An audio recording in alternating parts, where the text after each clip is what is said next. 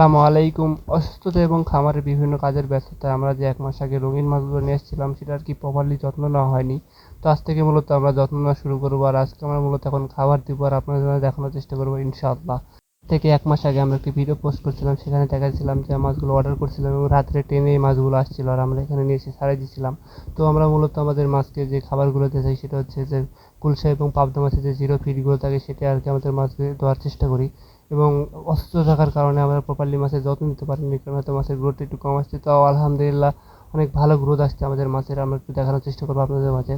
তো দেখতে পাচ্ছেন যে আমাদের যে মাছগুলো নিয়ে আসছি সেটা মূলত 850 পিস মাছ নিয়ে এসেছিলাম। আমার এখানে কমেট, কই কারাপ এবং বাটারফ্লাই কমেট এবং কই কারাপ আছে এখানে।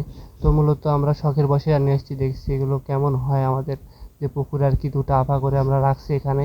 মূলত মাছগুলো অনেক বেশি হওয়ার কারণে দুটো আফা করছি আর এখানে আর কি প্রপারলি যত্ন নেওয়ার চেষ্টা করছি। আর এখন থেকে ইনশাল্লাহ প্রপারলি যত্ন নেওয়ার চেষ্টা করবো। মাছগুলো যদি আমরা বাচ্চায় রাখতে পারি ইনশাল্লাহ এখান থেকে আরও ব্রিড করে বেশি করার চেষ্টা করব, একটি বড় প্রজেক্ট করার চেষ্টা করব ইনশাল্লাহ, কারণ বর্তমানে চাহিদা অনেক বেশি। তো মূলত দেখতে পাচ্ছেন মাছগুলোকে খাবার দিচ্ছি, খাচ্ছে। এগুলো দেখলে আর কি অনেক ভালো লাগে। তো আমরা মূলত এই কারণে আর কি ভালো লাগার দিক থেকে আর কি এই মাছগুলো নিয়ে আসছি। আমরা মূলত অনলাইনে অর্ডার করছিলাম এই মাছগুলো। তো আলহামদুলিল্লাহ মাছের গ্রোথটা অনেক ভালো আসছে। যত্ন নিতে পারিনি প্রপারলি, তো যত্ন নিলে হয়তো আরও অনেক ভালো আসতো। তো এই বলে আজকে ভিডিও এই পর্যন্ত শেষ করছি। সবাই ভালো থাকবেন আর আমাদের জন্য দোয়া করবেন। আর এই মাছগুলো যেন আমরা আর কি আরও বড় করতে পারি। এই বলে আজকে ভিডিও শেষ করছি। সবাই ভালো থাকবেন। আসসালামু আলাইকুম ওয়া রাহমাতুল্লাহি ওয়া বারাকাতুহু।